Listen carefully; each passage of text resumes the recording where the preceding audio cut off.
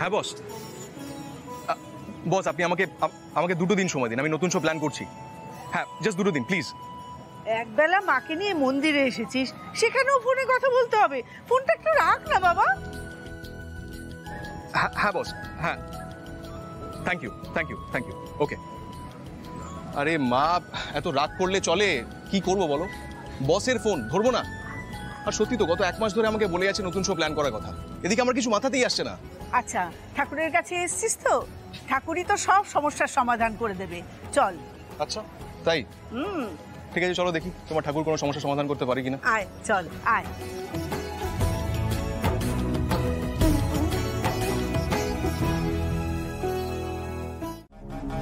কি আশ্চর্য!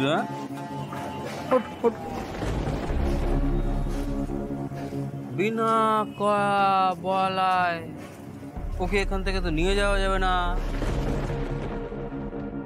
আপনারা কারা? আমরা ওর বাপ। কি চান আপনারা? 10,000 টাকা। ওকে দিয়ে গান গাওয়াতে গেলে আমাদের 10,000 টাকা দিতে হবে। ও আমাদের লোক। আপনাদের লোক মানে? আর ওনার পারিশ্রমিক ওনাকে দেবো, আপনাকে দেবো কেন? শুনুন, এত কেন ফ্যানোর এসব উত্তর আমি দিতে পারবো না, ঠিক আছে? বুঝে গেছেন? ওকে এখান থেকে নিয়ে যেতে হলে আমাদেরকে টাকা দিতে হবে, আর এটাই শেষ কথা।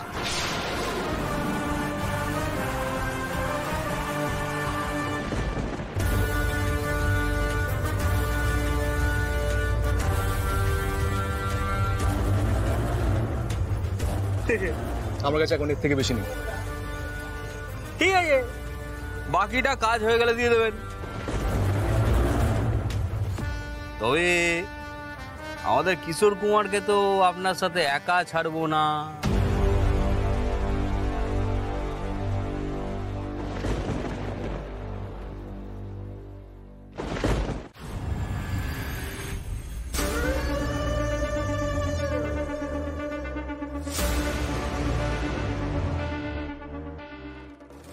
ও আজ যে কার মুখ দেখে উঠেছিলাম, প্রচুর টাকা একসাথে পাওয়া যাবে।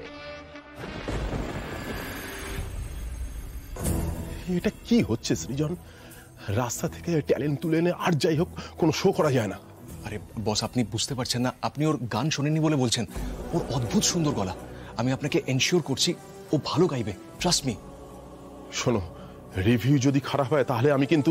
বস রিভিউ খারাপ হবে না, আপনি প্লিজ আমাকে বিশ্বাস করুন, ভরসা রাখুন আমার উপর। স্যার যা ভালো বোঝো করো, যাও। Thank you sir, thank you. Done done done. শোনো, আমি প্রথমে একটু কথা বলবো, তারপর তুমি গান গাইবে, কেমন? ওকে। নমস্কার, আপনি শুনছেন জিংজং FM 89.3 ইজ দ্য ফ্রিকোয়েন্সি। আমি সৃজন আপনার সঙ্গে, এবং আজকের এই স্পেশাল শোতে আমাদের সঙ্গে রয়েছেন একজন ভীষণ স্পেশাল গেস্ট, যার নাম জানার আগে শুনে নেব তার গান। তুমি রেডি? চলো শুরু করো তোমার গান।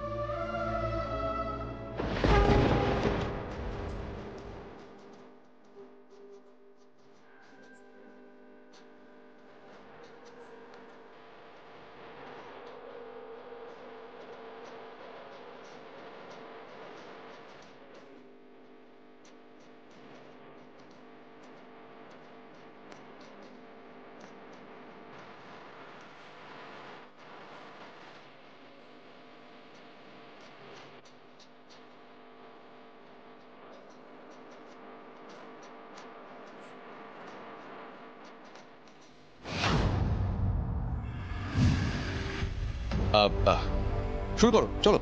টাইম কিন্তু চলে যাচ্ছে সৃজন, মাইন্ড ইট। স্যার একটু ঘাবড়ে গেছে স্যার, গাইবে, আপনি চিন্তা করবেন না। শুরু করো। আরে দেখো এরকম করো না, তোমার কথা ভেবে আমি তোমাকে নিয়ে এসেছি এখানে। শুরু করো।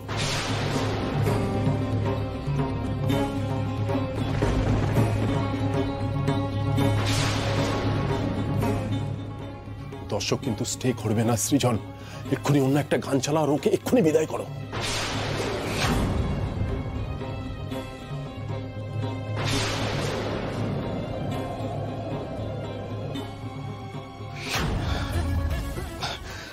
স্যার এক সেকেন্ড, শোনো মন্দিরে তুমি যে গানটা গাইছিলে ওটাই গাও। ওকে, শুরু করো, চলো। কি হলো, আর একটা গান চালাও।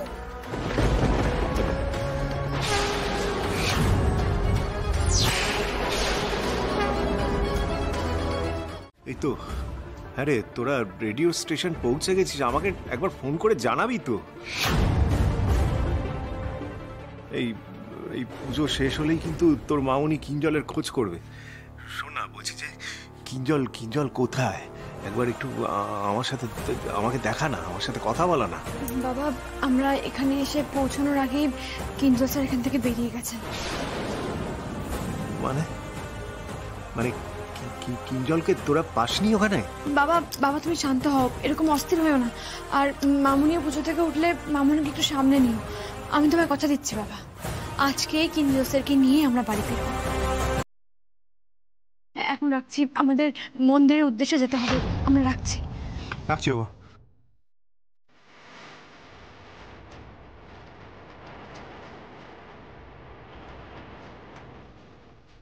এত আয়োজন, এত কিছু, সব মিথ্যে হয়ে যাবে না তো? হ্যাঁ, না না না, শ্যামলী যখন গেছে ও নিশ্চয়ই আমার কিঞ্জলকে সঙ্গে নিয়ে ফিরবে, নিশ্চয়ই ফিরবে কিঞ্জলকে নিয়ে।